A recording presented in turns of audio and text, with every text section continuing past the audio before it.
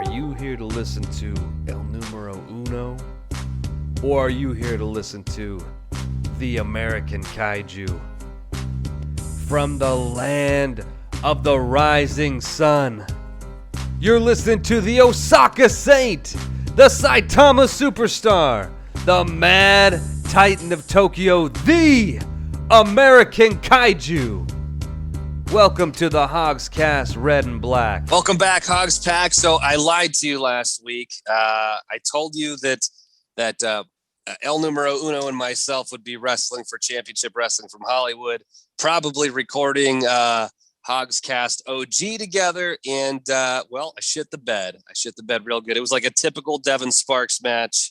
It was a lot of promise, a lot of hype, and then just completely let down everybody in the building. So my COVID test did not come back in time. Still haven't come back.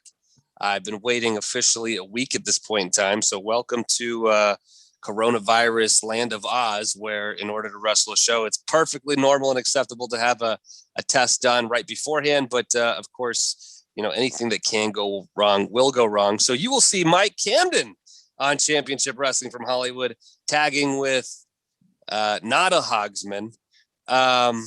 But speaking of Hogsmen, you know, Big Duke couldn't make it this week. Oh, wait. Yes, he can. He's in the fucking building. Big Duke is on the podcast this week. Big Here Duke, say what up. There he is. What's going on, guys? What's up, big guy? How are you? I'm doing well. How are you? Dude, I'm fantastic. You don't even need to ask me. We usually, this is the point in the show where we ask Adam how his weekend was and then tell him we don't care, but he knows we don't care. But I do care about your weekend, Duke. How was your weekend? My weekend? Oh, man. Fine. I just really didn't do much. Went to the card store. That was about it. That's awesome. Are you gonna be talking cards at all on your new upcoming show that we're promoting today? Yeah. We'll be talking a little bit about that. I'm a novice in it, so I'm still getting the hang of it, but I'm enjoying it very much. That's awesome, dude. I would assume you did some snow shoveling this weekend. Was that part of your game plan? No, it was actually nice this weekend. The snow is melting. It was in the high 40s today, so I was in shorts. Holy shit. And yeah, it's going to be in the high 30s, about 40 this weekend. So I'll still be wearing shorts, but the warm trend is going up. That's fantastic. Are you going to get your Hogan tan? Since it's in the 40s, your Hogan tan, I assume, is coming. Yes, right. Probably when it breaks 50. 50. So that's shirt off, pants off. That's Speedo in the yard doing yard work. Mowing grass and tanning ass, right? Mowing every day. Say what's up to NPA Adam on the show. What's going on, Adam? What's up? My new colleague. Yeah, Devin, can you stop moving? I cannot. Because you literally look like you're just vanishing into the screen. Can you please stop moving? No, I mean, helpful at all. We get like 5 people that watch us on YouTube, so you don't want to disappoint those people, Devin. No, now but for everyone listening, they want to check it out now because this is absolutely fantastic. Devin is just disappearing into a garage. Listen, I will never ever be able to fix this stupid green screen situation on Zoom. I apologize. Well, this is why you didn't win Best Hog Award. This is why the man joining us today is the best hog. Look at my background. Not even moving. He looks great. He looks like he's in HD, and we look like we're just hanging out in standard definition world. Big Duke, how did you do that? How did you get? So I'm using my phone, but when you sign on to Zoom, you can choose your background. Yeah, and anything you have saved on your phone, you can upload it, like I did with this Phillies background right here. Mm-hmm. So I just look more professional. So I've done the same thing, but it doesn't work. So I'm using, as you can tell, I'm using a 2003 Nokia. Snake, still my favorite game in the world. And it's very pixelated. Do you have to pay for your ringtones? I used to pay for my ringtones. I bought all of them. So I have no more ringtones to buy. But since we've got you, we had some listener questions last week and this week. Okay. Before we go into a little interview segment here, let's ask those questions, Adam. Sure thing. Let me pull them up real quick. Didn't know exactly when you were going to ask me to read them, so thank you. Well, this is this is, as you know, this is how we decide how we're going to pay you. You know, if you're on point, you get paid. If you're not on point, you'll continue to not get paid, Adam. I'm not even going to go there. So SoCal Gabe asked, does anyone have any pickup lines they've been successful with and any they've used that have gone over like a wet fart? Wow. This would be Big Duke's forte, I would imagine.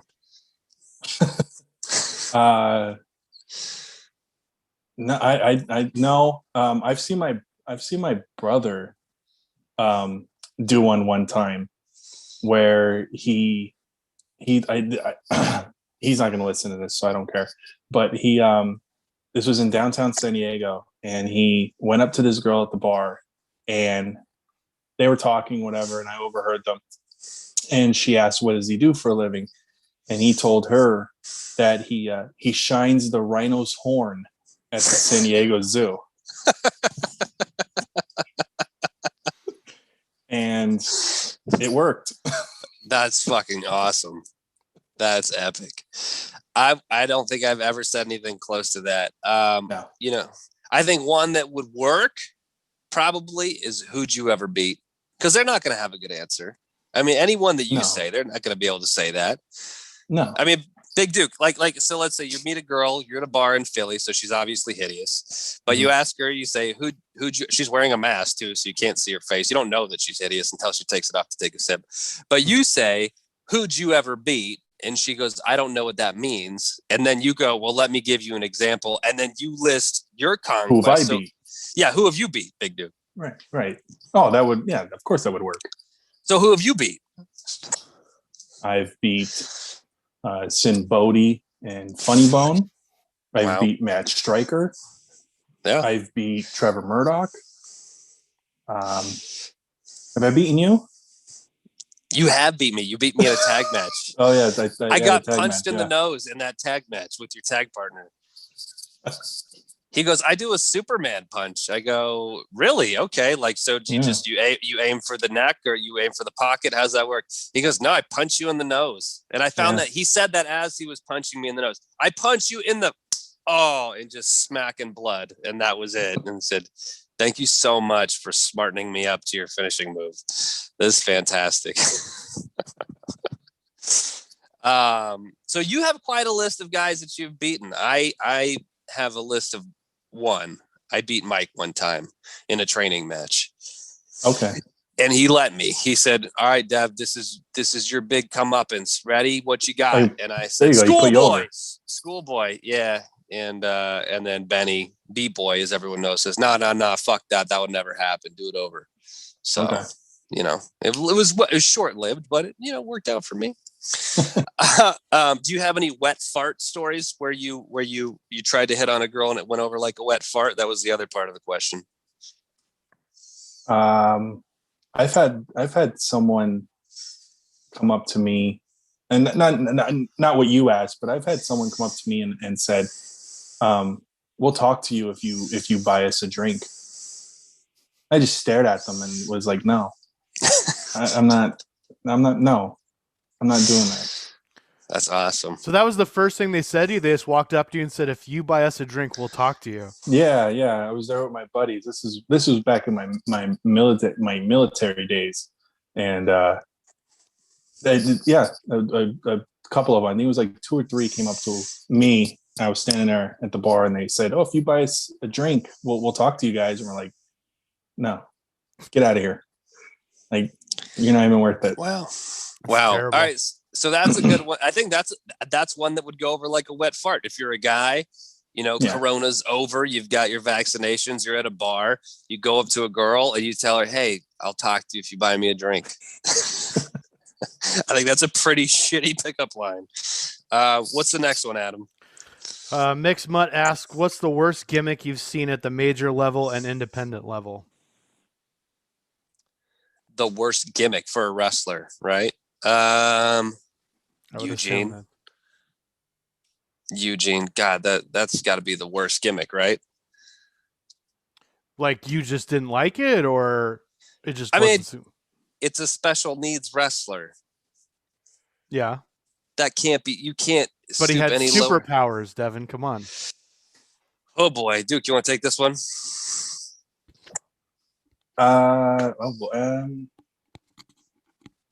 he had like the Goon, right? Wasn't he one of them? Or the Gobbledygooker? Those are both pretty bad. Isaac Yankim's pretty bad. That's true. Who else? Mantar? Oh, that's fucking terrible. Bastion Booger? Those, I don't know. Bastion Booger was good. You think Eugene was better than Bastion Booger? Oh, maybe. But he had a cool finisher, though. Who, Eugene? No, Bastion Booger. What was it? He like stood over you, and then he like rocked his hips, and then he just sat down on your chest, like just sat down on your chest. It was dope. I'm a little concerned because you put your hand in front of the screen there. I see you have a boo-boo on your finger. I did. I got an injury right before I came on. Moving some cardboard around, and I got cardboard cut.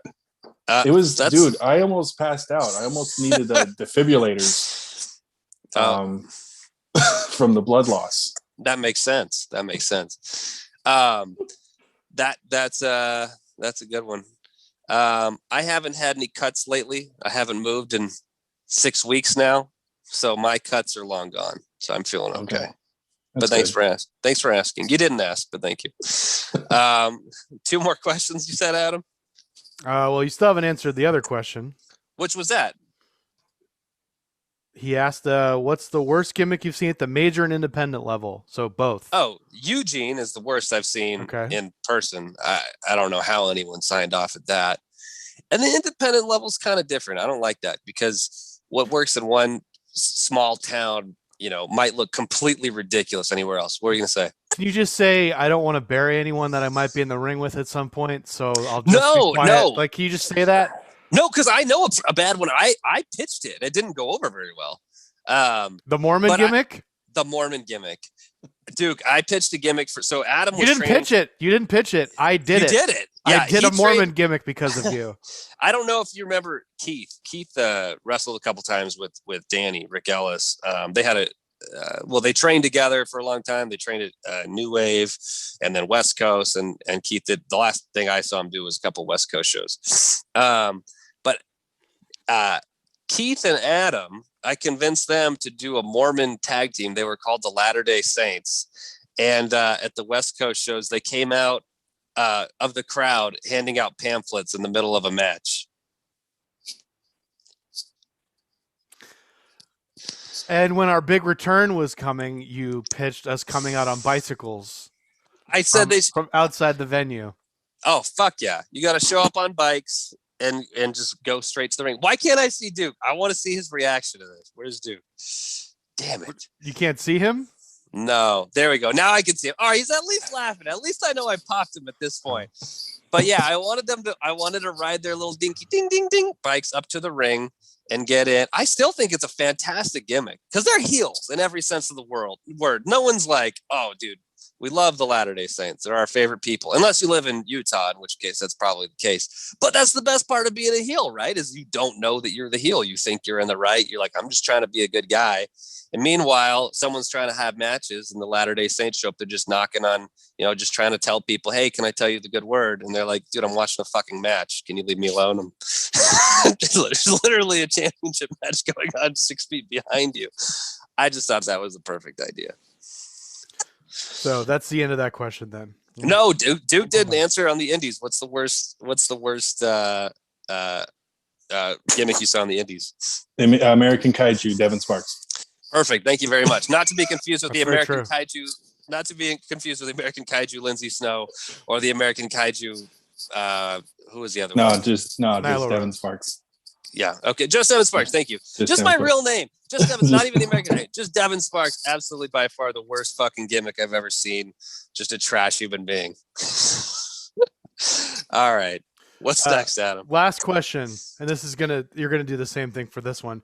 Is there anyone you think was way over and didn't deserve to be over? And then the second part is, say you got a contract for a major promotion tomorrow, would you keep your current in-ring name or change it? If you changed it, what would it be? I would keep my current in-ring name if they let me. I don't like the names that they hand out to guys, but it doesn't matter. If they said we're going to pay you money, I'd change it to whatever the fuck they wanted. But if they gave me the opportunity, I'd keep it. Especially because my name is my real name.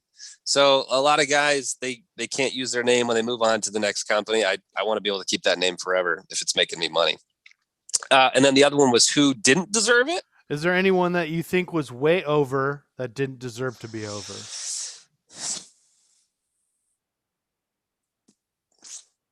Dan, what do you got? I don't really have anybody for that because everyone has their time in the sun. You know what I mean? So they've all earned it one way or another. What did Mike say? I'm curious. I don't think he really said anybody. I don't remember. Yeah, he's still trying to get booked. Meanwhile, I've burned all my bridges. I'm trying to think who's someone that was over that I didn't think. You mean that maybe they were pushed? Maybe the best way to put it is who's someone that got pushed that I didn't think. Or just think of just when you go on Twitter or whatever back in the day, you just saw someone who was continuously elevating, and then all of a sudden you were just like, why is this person getting there? Like, have you ever done that? Yeah, I'm sure. I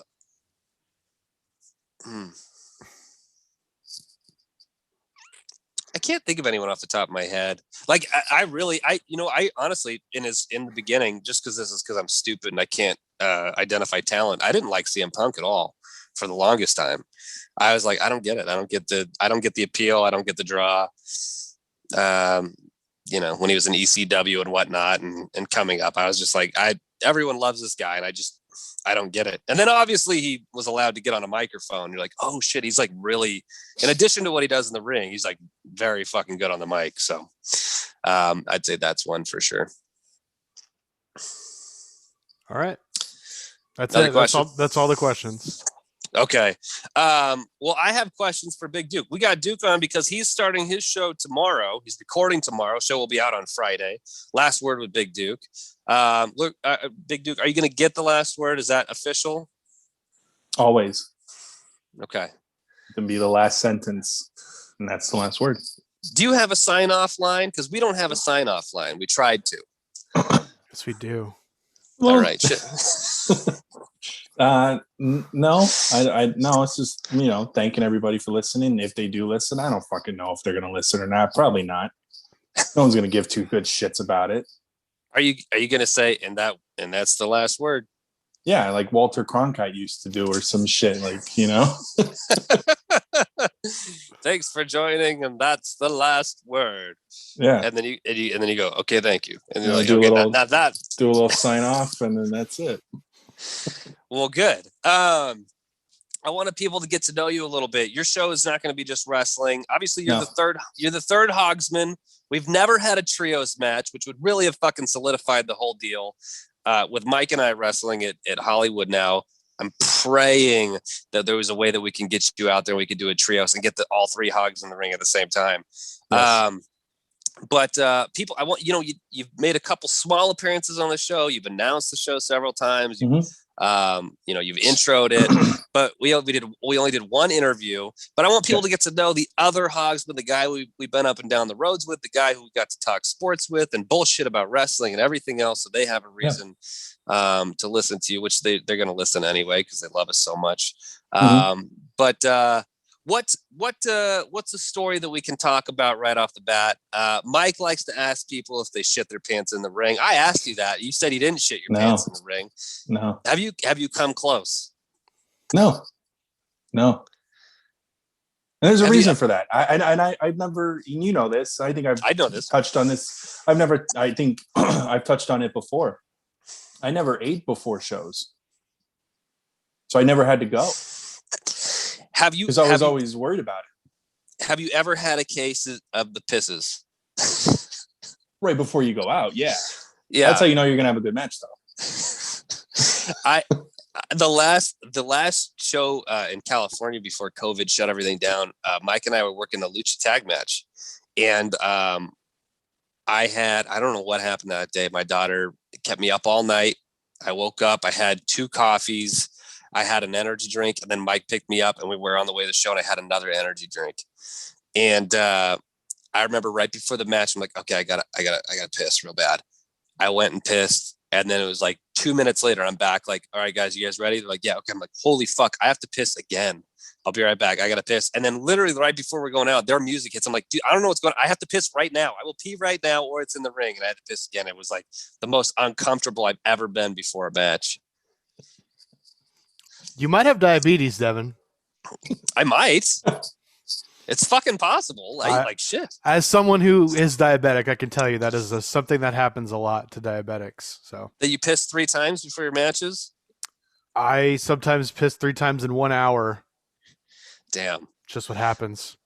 I'm not bragging. This isn't like a humble brag. Like I pissed 3 times in an hour once. Like just telling you, you might be a diabetic, Devin. So don't eat any candy. Oh, fantastic. My life is now ruined. Thanks for bringing this podcast down a couple notches. Dan, I know you have some funny stories. I know that, you've done some things with the WWE in the past. Mm-hmm. I know didn't you have a commercial at one point? I did. This was right around my first time I did extra work for WWE. And I had to drive up to Sacramento and San Jose. And this was it was right before SummerSlam when, was it the Nexus against all those guys? Yeah. So probably like 2010 then. Yeah. Around that time. Yeah. 2010, 2011. And, we did the tryout matches on that Tuesday.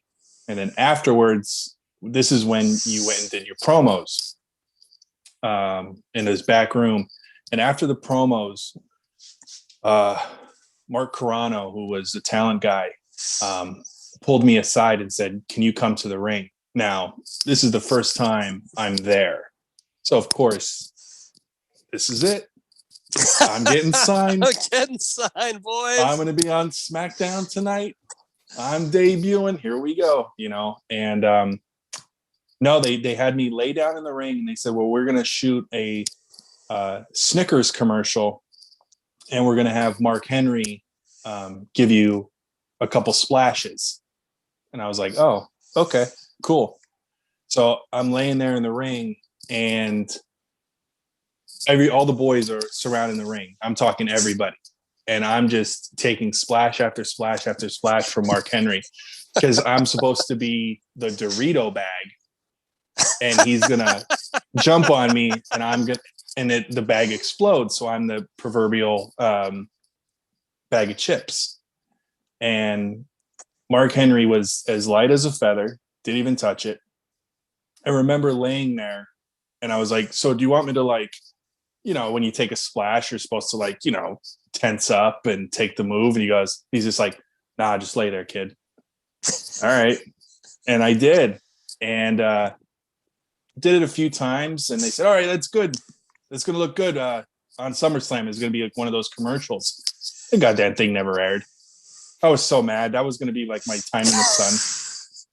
Do you think you had an attitude? This was just a rib on you. So get that big motherfucker in the ring. We're just gonna splash him for an hour. No, this was my first time there, and I was, nervous as shit. Like as time went, yeah, of course, I got more comfortable, and I shot the shit with the people in the back, because hell, I worked with them at one time or knew of them, and we were friends, but. It was my first time there. I just wanted to be a part of anything that they wanted me to do, Are you sure they didn't rib you because you were so nervous? You probably looked green back there, and they're like, "Oh, I was green as shit." That's what it was. I honestly think that there was no commercial, and there probably wasn't. Let's just fuck with this guy. Yeah. See what he does. And I just laid there. I just all right, cool. A couple splashes. He pulled me up with literally one arm, yanked me. I'm like 240 pounds, yanked me up with one shot. And the goddamn thing never aired. Do you think they didn't air it because you weren't selling and they needed a bag of Doritos to look like it was selling? Probably. They probably just put a regular bag of chips and just did it normally without me, having to do it. You poor son of a bitch. You were going to be the most over guy on SummerSlam. And you missed your opportunity. I was. And that was the thing. Like when we all had the SoCal Pro House, we all watched it. And I was like, oh my God, this is going to be it. I'm gonna look good in front of all the boys here in the house. It never aired. That's too bad. I wonder, Oh, well. would they have paid you extra for that? No. Really? No, You're on a yeah, it commercial. was- They're not doing anything. No, I don't think so. I mean, unless they sent me like free candy bars or something. I just realized we're all wearing backwards hats. This feels official now. This feels right. This is called living in the moment. You were talking about the SoCal Pro House. Mhm. And earlier we were talking a little bit about, because I asked if you had any funny stories that you wanted to talk about. Yeah. You mentioned a Rumble spot at SoCal Pro that's pretty good. That's good. So I can't remember what year this was, but this is when Adam Pierce would come in and work for SoCal Pro every now and then. And we were doing the Rumble that year, and he came in and he worked. I can't remember what he did. He probably worked, Ricky or Tommy or somebody. And so we're all getting our Rumble spots in. And if you're familiar with Eddie Randall, Eddie Too Hot to Handle Randall, he's like, "What do I do?" And Adam came up to him. He goes, "You know what you fucking do? You go out to that ring, you go to the top rope, and you jump off and you give someone a cross spot. If you don't do it, you're a fucking pussy." Right? And Randall's, "Yeah, I'm gonna do it. And so we're all in the ring. It was like we knew when he was gonna come out. So like myself, Yuma, Kid, like all the core friends of all of us, Lovin', everybody. We waited for Randall to come out because we wanted to see what happened. And Randall, full of piss and vinegar, runs out his entrance, goes to the top rope, is perched up on the top. He's looking for someone, and he sees Ricky. He sees Ricky Mandel, and Randall goes like this, "Come here, like come and take this move." And Ricky just looked at him like, not even discussed in the back. No, just looks at him as he's up on the top. He goes, "No." And then Randall just hopped down and just oh man, that'd have been great. Just go for it. Just go. Just leave. Just do jump. And then miss, and then that's perfect. I know the SoCal Pro House is something I missed out on. I was like, I think I wrestled before and I wrestled after, but I was never there when the when the click was there. Yeah. You were the heavyweight champion at SoCal Pro for a while, right? I was, yeah. Were you champ at Hollywood, or were you just next in line? No, I never got that. I mean, I had opportunities to work with, title matches and stuff like that, but I was never, given the strap at all. And that's fine. It is what it is. I always thought you were in like the main event. It seemed like you're the main event every time we were working. Yeah, and I did everything they asked me to while I was there. I just, maybe I was doing something wrong or something was missing, but that's okay. I had a great time working there, and I got to hang with my friends every Sunday. You don't have to name any names, but working a show like Hollywood or something else, mm-hmm. Is there ever a time where you were like, "Dude, I'm not working that guy," or you're like, I'm not having that match"? No, I wasn't like that. Whoever they wanted to put me in a program with, I always said, "Okay, great, let's try to make the most out of it." I'll name a name. I don't care. It's if you're familiar with the guy named Othello. Do you know who he is? Mm. Yeah, he's like 7 feet tall and has a good look to him. He's a big dude, and I worked a program with him, and he wanted to do all these lucha spots and hurricanranas and all this, and I'm like, no, I'm not doing any of that. And I think what really maybe cut that program short was he was giving me heat at one point, and he went to like stomp on just give me a stomp on the face, and instead of using the ball of your foot, he used his heel and he just hit my eye and just fucked it all up.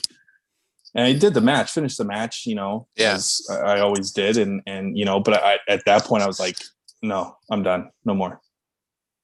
I think we have maybe one more, like a blow off, but after that was it. That was done. That's funny. I remember when I was out in Japan for DDT, Nick Jackson was taking us to like a bunch of his sponsor dinners and stuff. Mm-hmm. And they had Cody Hall at one of the sponsor dinners, and he was talking about all this shit he wanted to do. And Nick was like, dude, you're a big guy. Like, why would you ever do that? Just punch and kick, man. Just punch and kick and hit some basic slams. Like, you don't need to do that. Like, leave that shit to us. Like, I know it's fun and I know it's cool and like you want to get the pop, but like, dude, you're just big. Just be big. That's what people want you to do, is just be big. I mean, he was 7 feet tall and he had kick pads. Like, what is that? Well, you're a big guy too. How tall are you, Dan? 6'3". But we've had these conversations before, but when do you decide like, dude, you want to have that match that everyone talks about? And even at 6'3", I'm sure there's shit, or, you want to speed up a spot, or you want to add more shit or get more shit in. Like, how do you balance that? Knowing your size, especially on the indies, knowing your size compared to everyone else on the indies, how do you balance that? I think it's more, I could adjust to really anything. I really can. And at the time when I could go, I could go. Now, no, probably, I mean, I can go if I had to, it was just a matter of what they were trying to get out of the match and whether that make me look good or the other person look good. I was always down for whatever. So if you want to speed it up, we'll speed it up. No problem. You want to slow it down? Perfect. I'm even great. That's better for me.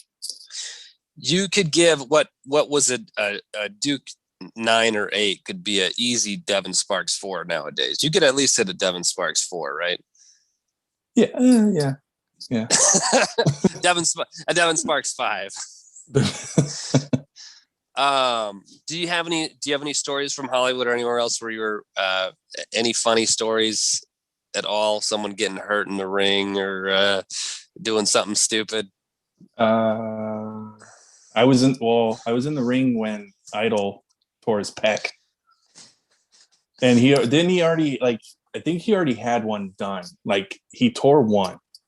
The day before he tore one. And then we were in a tag match. It was me. I know him and I were in it. But do you remember? Was it a Rumble? No, it was just a tag match that they had booked. And I can't remember who I was tagging with. I might have even been tagging with him. And it was very early in the match. And he does something to where he hits a double clothesline. I remember that. He hit it, and then he rolled over, and he looks at me, and he goes, "I tore the other one." And I'm like, "Oh shit, here we go." So we had to call an audible, and I mean, we got through the match, but it was just.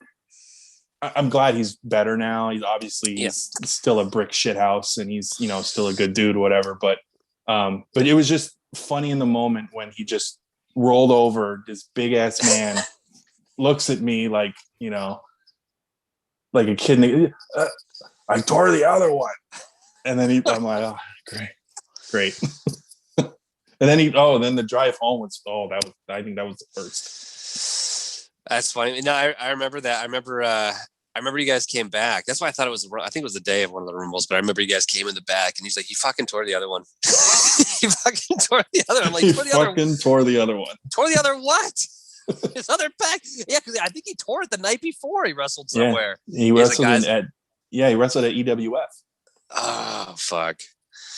That's rough. I got to get him on. And tell us stories about how back to back he tore both of his pecs. Oh man! And then the whole car ride home, all he wanted to do was drink booze. And I don't know if it was me. No, I think Mike drove, and I remember him just kept telling Mike, "Don't hit any potholes," because it would aggravate it. Yeah. So it was there's no way of avoiding that. At that point, your whole upper body is in pieces. Yeah, but he just kept drinking. You asked on Twitter the other day, or a couple weeks ago, and we forgot to go over. But you asked a good road story from the Hogs. Do you have a road story from all of us? All I know is I annoyed the fuck out of you every single time. It became my favorite pastime was to make sure that you wouldn't fall asleep. And God damn it, you never did. Well, yeah, because I always wanted to drive. Yes, that's true. I always wanted to drive. I always got the rental car. I always drove. I got us there way before call time, and I got us home safe. I got to tell you, I'm so glad you're in another state now, because the show would start at 6 p.m. and you're like, guys, we got to get there at 2. Mm-hmm. We got to get there at 2 o'clock with 4 hours to go, and I'm losing my fucking mind and leaving at 7 a.m. Like, damn, we don't got to be there at 2. We don't have to. Yeah. I don't want to be late. We're not gonna be fucking late. No, if there was one thing that I was always a stickler about, was always being on time. Just like in the military, if you're early, you're on time. If you're on time, you're late. That's true. We get a lot of people that listen to the podcast are from the school. A lot of guys from Level Up. Right. So when we first started doing this, we were talking about, our experiences, just small experiences, doing extra work, working TV for Hollywood. You had a chance to wrestle a couple matches for WWE. Do you want to talk about, for anyone that, once this pandemic's over and WWE starts doing loops again, do you want to talk about your experience doing any, getting chosen to do a match, or how that panned out? Yeah. I've wrestled, I've done a dark before, on a SmackDown, but that was not called up when they made their debut for WWE. This was in San Diego, and right before SmackDown, we were out there to do a tag match, and they ran in and beat us up or whatever, just to kind of get the crowd hyped behind them, that was cool. That was the one thing I remember. But then everyone knows, not everyone, because again, no one really gives a shit about what I did in wrestling, but I did a match on Raw with Che Cabrera against Cesaro and Sheamus. Semi-main event of Raw. Man, how was the payday that night? Oh, the payday was nice, my man. That check came in the mail. Ooh, boy, yes, sir. Did you trip down the ramp on your entrance or no? No, we came in during the commercial break. We were already in the ring. Dude, that's it. That's the superstar treatment. You know why? You know why they do that, right? They don't want anyone bothering. We don't want to get over too much. You don't want anyone bothering you on the way down the ramp. No hands trying to high five you or anything. Just get the fuck out of my way. We were in LA.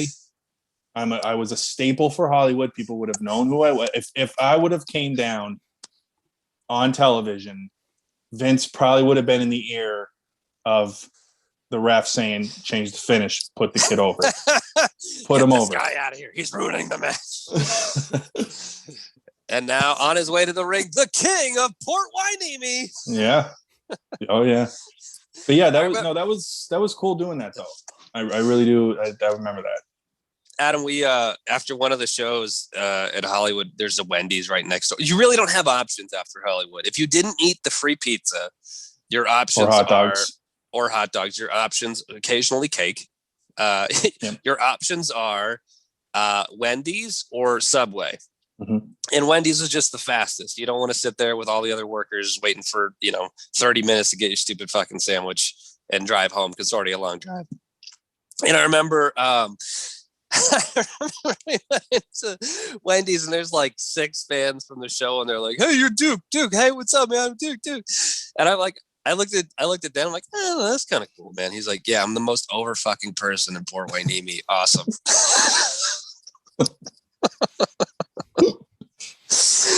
And that one popped me pretty good.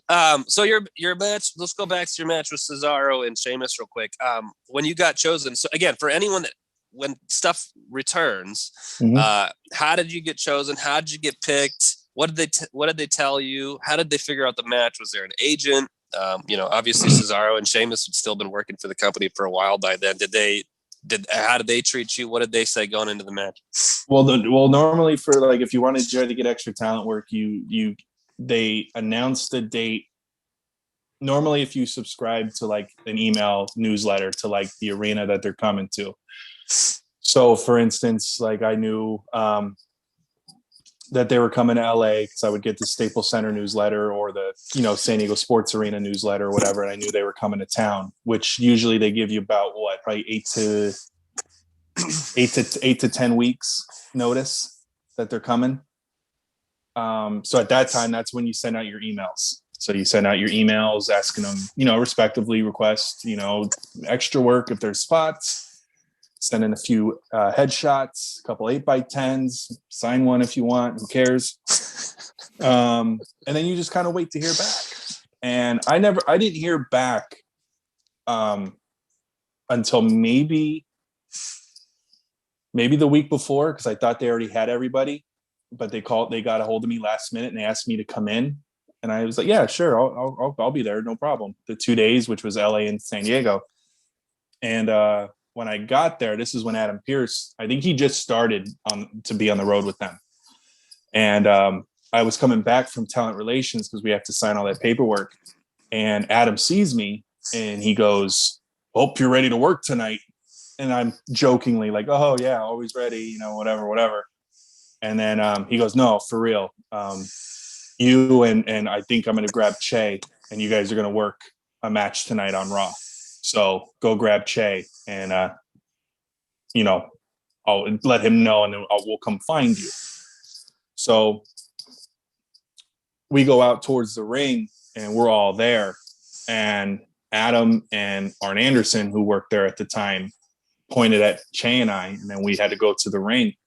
And we just went over what they wanted to do, because I think that was like their second tag match they were having at the time. Like they just formed like the week prior, and they put us together. They said, hey, we want to get this across, can you take this, what do you want to do? And Che and I just stood there and just listened. We didn't say anything, we didn't give any input. Whatever you guys want to do, cool. And I just remember Sheamus saying, who wants to take the finish? And I'll do it. And I took the finish, and that was it. Did they give you offense? Was it the agent that said, okay, you're going to do this, this, and this? Or did they say after this, what can you do to, counter? No. I mean, they Arn Anderson, who was, like I said, he was the agent. He kind of had, the meat and potatoes of what they wanted. And I think I didn't get any offense. And the only time I think I gained offense was when I got tagged in and ran towards them. And then I got, blindsided. Did you tell them though, that you had, just main evented Hollywood the night before, and that they should probably, just because you're the top talent in the area, they should probably consider giving you like a pile driver, a power bomb, let you hit both of them with a power bomb. They can kick out at 2.5. If there's a run in or something like that. No, I just, I when they're going over everything, I kind of gave the Iggy to Sheamus. Yeah. And I just gave him a wink, like, I got you, kid. Oh, nice. And so, but he knew what was up. But but no, they knew what they wanted out of it. We said, sure, no problem. And we went out there, did our thing. I remember, and I still have the snapshot of it. Both Cesaro and Sheamus go to their corners and celebrate. And Carano, who was the ref at the time, he was like, you got to roll out. And I was like, okay. And I just laid there in the middle of the ring just to kind of soak it all in. And I stayed in there long enough to where the camera panned back and I have both of them in the corner celebrating, and I'm laid out flat in the middle of the ring. So what's funny? Go ahead. No, I was gonna say I'm gonna blow that picture up and put it on my wall. That's awesome. Put it on your ceiling, dude. You need some material. Something.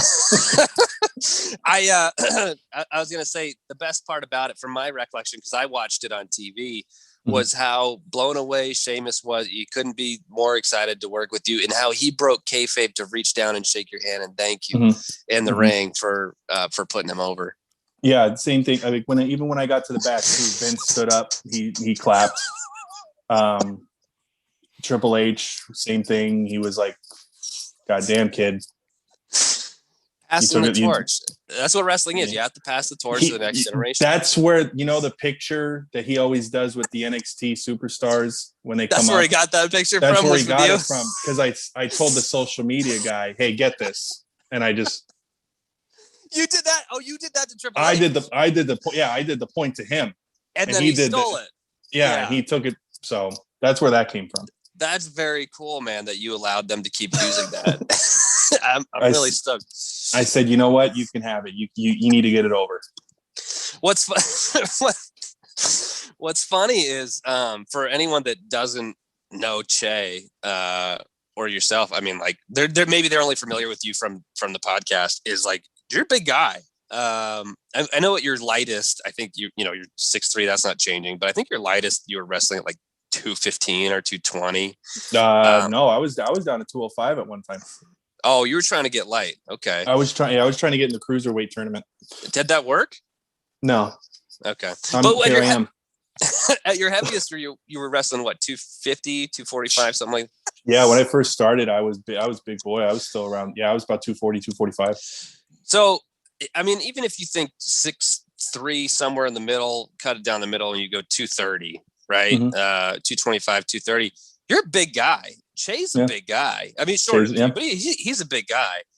You guys looked small in that ring. You guys looked real small in that ring. Yeah, we didn't have enough time to cycle. You know what I mean? But did you at least get the bands before the match?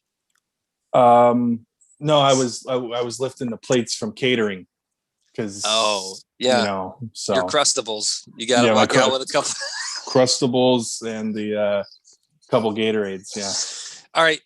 Your favorite thing from catering outside of Crustables, because I know the Crustables are your favorite. I always ate good when we had catering. Bullshit. No, I'm dead serious. Like we left the show one time and you had a fucking garbage bag full of Crustables and other shit. Oh yeah. Well, that was going on for the week. Like that was to last me the rest of the week. But like while I'm there, I eat good because I always had that mentality of they're watching what you eat. Yeah. They're watching what you're doing, and all that. So I never wanted to be that guy to just hang around, unlike some people who would always do that. Not saying any names. You didn't do that. But there were other SoCal wrestlers who would hang out in catering all fucking day. Yeah. Well, you did plenty of extra work. So, you knew the rules there as you were called in the back, the extra work warrior. That's what everyone called. You made everyone the extra work world champion, is what everyone, you made us call you that. And that's what you signed our 8x10s by, which is very nice of you. Thoughtful. Yep. You're going to have wrestling stories on your podcast. Yes. You're going to talk sports mainly, I think. I have sports questions for you. Now, a couple years ago, the Phillies and the Padres were at the center of the biggest contract negotiations in all of baseball. The Padres were deciding on signing Manny Machado or Bryce Harper. I wanted Bryce Harper. I thought the guy was the face of baseball. I wanted the face of baseball. I wanted Mr. Excitement, the clown question, bro. Shit, I loved it. I ate everything up that he did. I thought he had like a good PR manager, even though they probably fucking hate him. But when we got Machado, I was like, okay, I really am excited about it. If it was Harper, I would have been super excited. So we got Machado. You guys got Harper, and then you guys got Real Muto. How do you like the team right now? What do you think about their prospects this year? Well, aside from last year, they had to maintain. They had to. Well, let's start with the front office. The front office had to go. Part of them had to go, mainly being the general manager, Klentak. He had to go. So they brought in Dave Dombrowski. So he's had a good track record with Boston, and I believe the Dodgers at one time. Detroit. Or Detroit. There you go. But we had to rebuild the bullpen because that bullpen was fucking god awful. I mean, I'm dead serious. You had guys who could pitch, who had ERAs in the 20s. I have a terrible shoulder. I know my ERA wouldn't be in the fucking 20s. I'll fucking zoom them in there as best as I could. But you know what I'm saying? Like, come on. But I think going into this year, they definitely made the transactions needed. They got a better bullpen. The starting pitching is what's going to hold them together, especially the back end of the rotation. That's where it needs a lot of work. But your starting three right now will hold the team together. I mean, they were 8 in runs last year. Runs scored. Now let's play a little game. Who's their number one pitcher right now? Who's their Aaron ace? Nola. All right, who do you got? Aaron Nola or Blake Snell? Head to head? Yeah. Are we going in the beginning of the year or towards the end of the year? Oh, we're going into 2021. I just want to see how well the Phillies are going to fare this year against some of the other elites in the National Leagues. You got but that's the problem though with Aaron Nola. He always starts off hot. He'll be like 7-2 going into the All-Star break or whatever, and then come crunch time, he'll fucking goddamn duck fart out there. So what I'm hearing is the former Cy Young Award winner Blake Snell. Yeah, I would take Blake Snell. Yeah, he pitches on the Padres on Slam Diego. He pitches for. Yes, I know. Who's your second? Who's your number 2 on the team? Zach Wheeler. Okay, I feel like he played for a team that I was familiar with previously. Okay, I know. So you got Zach Wheeler from the Mets, who was their number 4, 3. 3. Okay, and you Darvish. Who do you want? I'll take Wheeler all day with that one. Get out of here. Yeah. You're the worst. You're just doing this to promote your podcast now, Mr. Hot Take. All right. Yes. I don't appreciate that at all. I'm not even going to go in number 3 because you can't be honest with me. Well, who's the Padres 3? Paddock? No, Dinelson Lamet. Over Zach Eflin? I think they would go hand in hand. Eflin was a Padre at one point. Yeah. We traded him away because you were talking about dog farts. Eflin's a dog fart. His name in French means dog fart. Oh, okay. Eflin. I didn't know that. Eflin. Okay. You know what I mean? It means dog fart. Now you know. What about your 1 through 8? Oh, absolutely. I've taken the Padres every fucking day of the week. Are you kidding me? Slam Diego. If the Phillies were number 8 in offense or runs last year, the Padres had to be like number 2 or 3. I bet you no. I'm telling you right now that ain't. Don't you do that because we have a producer for that. Adam, can you figure out what the Padres were? I got the Laker game on right now. So. Are you familiar with sportsurge.net? No. Okay. We'll talk off air about this spot. All right, I'll check it out. Is it free stuff? Sure. All right, I'll check it out. And then this is what I don't have a football team anymore. Well, I don't have a local football team anymore. Actually, I do right now because I'm in San Jose, so I guess I have the Niners. But the Chargers left San Diego because they're fucking awful, and they're Dean Spanos, I guess, sold his soul to the devil, and I guess in return, I guess he got 70% of what his team was worth in San Diego, which is a nice return on your investment if you can lose 30% in only 2 years. But you like the Washington football team. Correct. That's your team. They're going through a rebranding. They're supposed to announce a new name in the next couple months, right? No, they're going to be it'll be this year. They'll still be the Washington football team. 2022 is when I think they'll decide a name at that point. So there'll be another year. Are you positive? Yes. Yeah. Okay. Here's why I asked, because I'm on their mailer list. I wanted to see what the new name was going to be, so I signed up for their mailer list and all that. And I thought I saw an announcement that they were going to announce a name this year. But do you have a name that you like? No, I personally don't mind the name now. You like that? Yeah. Okay. It's very bland, I think. I don't know. It's bland, but it's more about the talent on the field than the fucking logo. Yeah, I guess. I mean, I see the logo you got above your head right now. That makes sense. That sounds like someone that would say that when I see the logo you've got in your background. Are they going to take a quarterback in the draft? No. They have other needs. Quarterback is big. Yes, I get it. But they have to get someone on the offensive line, and they need another receiver. Their defense is fine. I'm not worried about their defense at all. I think you're going to get a receiver in free agency. Maybe. Godwin's available. You got Juju Smith-Schuster who's available. There's tons of guys that are even T.Y. Hilton. I mean, he hasn't been good for a while. Or he hasn't been great for a while, but I think there's too many options to. Allen Robinson is the most likely. Bingo. Allen Robinson would be good. Godwin's not going to get to free agency. He's going to get franchise tagged. Mm-hmm. Yep.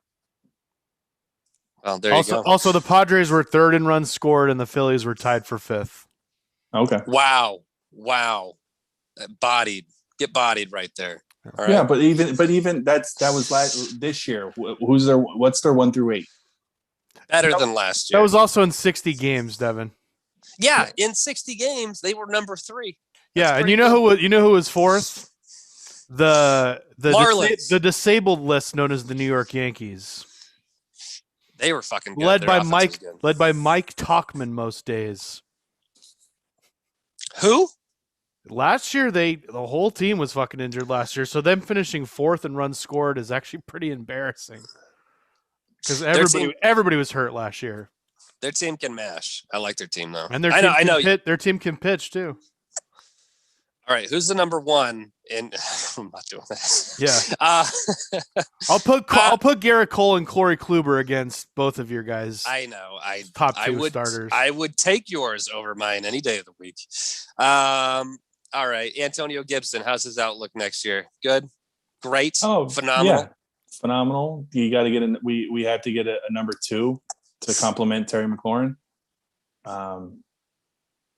Antonio Gibson stays in the backfield. Maybe J.D. McKissick stays as the third down back, the receiving back, and quarterback. That's the league. That's the league now. Is a quarterback. All right, guess. Take your last question. Take a guess at who the quarterback's going to be going into the season next year for Washington. Yeah, Taylor Heineke. That's very disappointing. If Mac Jones is at 19, they'll pull the trigger, but they're saying he's going to go top 10. Wouldn't you rather go get Ryan Fitzpatrick? That's a possibility too, but he's gonna command money. He's gonna command at least $15-16 million. They could still. I mean, didn't they win the division? No, they can't. Yeah. Okay. So wouldn't you think that if they could win? I mean, it was a shitty division. Obviously, Dak wasn't playing, but don't you think that with a Ryan Fitzpatrick, they could go get 10 wins?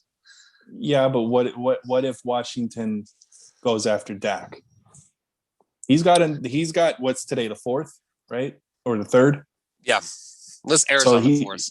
Yeah, he's got 5 days to get offered a franchise tag, or he can go. He'll get the franchise tag. He's not getting. We'll see. I told Adam that I think that a deal that makes sense for everyone is Russell Wilson for Dak straight up. No. I mean, yeah, in hindsight, yeah, that's great. You know, that'll save the Cowboys money because Wilson's contract is not that big. It's a lot less than what Dak will command. Right. So that's what I'm saying is Russ wants to go. He wants to go to a team with talent where he can throw the ball.